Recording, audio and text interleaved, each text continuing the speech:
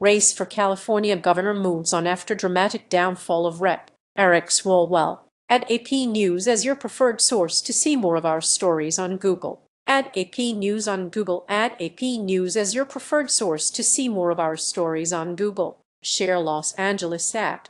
After the dramatic downfall of Democratic U.S. Rep. Eric Swalwell, the race for California governor is moving on. Once a leading candidate to replace outgoing Democratic Gov. Gavin Newsom, Swalwell suspended his campaign, then announced he would resign from Congress, following allegations that he sexually assaulted a woman. A lengthy lineup of remaining candidates is scheduled to gather Tuesday in Sacramento, their first public appearance together since Swalwell's departure reshaped the wide-open contest. Meanwhile, lawyers said a woman would detail new allegations of misconduct against Swalwell on Tuesday in Beverly Hills. In a crowded race with no clear leader in the heavily Democratic state, Swalwell's exit presents an opportunity for his one-time rivals to pick off former supporters just weeks before mail ballots go to voters in early May. The outcome of the June 2 primary election, featuring more than 50 candidates, is unpredictable. Democrats have feared for months that the large field of candidates dividing the vote could result in the party being locked out of the November election,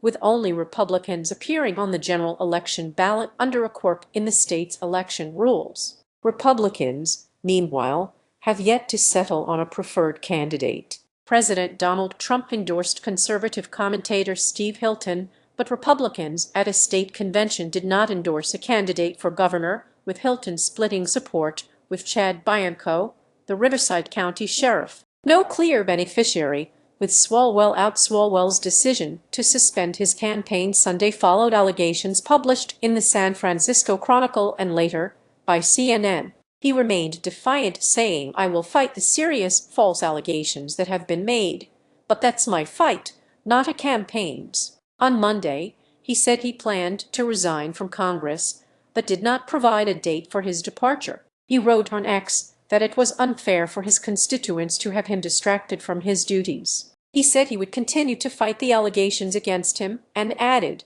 "I must take responsibility and ownership for the mistakes I did make." Read more. It's difficult to predict where Swalwell's supporters will go, and it's possible they could scatter across the field of 7 established Democrats remaining in the race, with some voters losing interest in the contest. Swalwell is perhaps best known nationally as a House manager in Trump's second impeachment trial in early 2021, and he didn't have strong ties to Democrats across the state outside his San Francisco Bay Area district. Democrats have been struggling to find traction with voters. Sign up for Morning Wire. Our flagship newsletter breaks down the biggest headlines of the day. Email address: sign up by checking this box. You agree to AP's terms of use and acknowledge that AP may collect and use your data pursuant to our privacy policy. Billionaire hedge fund manager turned liberal activist Tom Steyer has tapped his personal fortune to blanket media with ads. Former Los Angeles Mayor Antonio Villaraigosa is trying for a comeback after he flopped in a 2018 run for governor, and Katie Porter is among the leading Democrats after she fell short in a 2024 run for U.S. Senate. Porter posted a line from a San Francisco Chronicle column on X saying Democrats can pull victory from the jaws of defeat by coalescing around Porter. Steyer said he secured the support of a handful of lawmakers, including Rep. Jared Huffman, a Democrat whose coastal district runs north of San Francisco, not far from Swalwell's home turf.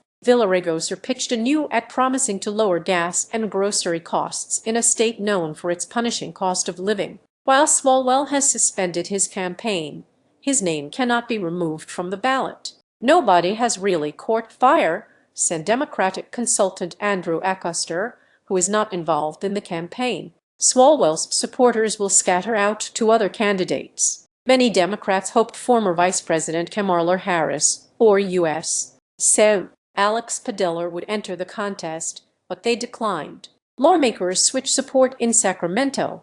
A handful of state lawmakers quickly switched their support from Swalwell to Steyer. Democratic Assemblymember Nick Schultz said he believes Steyer will put in the work to form strong relationships with the legislature. Steyer's business background: he has never held public office, means he'll challenge the status quo, Schultz added. Democratic Assemblymember Corey Jackson, who also shifted to Steyer, said he wanted to back a candidate who had a legitimate chance of winning. He said in a statement that he and Steyer shared a commitment to building an economy rooted in dignity for working people. San Jose's Democratic Mayor Matt Mahan, running for governor in his first statewide election, sought to distinguish his record from Steyer and Hilton, the Republican candidate known for hosting a show on Fox News for 6 years. With Swalwell out, now we have a field that's got a billionaire who made his fortune investing in private prisons, IC facilities, oil and gas companies, and a MAGA-backed TV commentator on the other hand,